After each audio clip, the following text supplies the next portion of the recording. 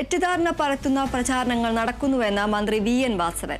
തെരച്ചിൽ നിർത്തിവെച്ചു എന്നത് രാഷ്ട്രീയ ആരോപണമാണ്. വിവരമറിഞ്ഞ ഉടൻ സ്ഥലത്തെത്തിയിരുന്നു. ഉപയോഗശൂന്യമായ കെട്ടിടമെന്ന് പറഞ്ഞത് അവിടെ നിന്ന് കിട്ടിയ വിവരം അനുസരിച്ചാണെന്നും മന്ത്രി പറഞ്ഞു.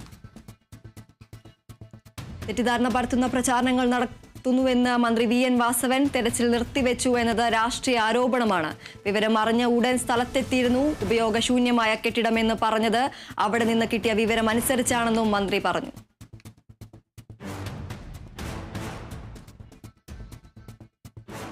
കേരള സർവകലാശാല VC-ക്കെതിരെ വിമർശനവുമായി ദേശാഭിമാനി മുഖപ്രസംഗം.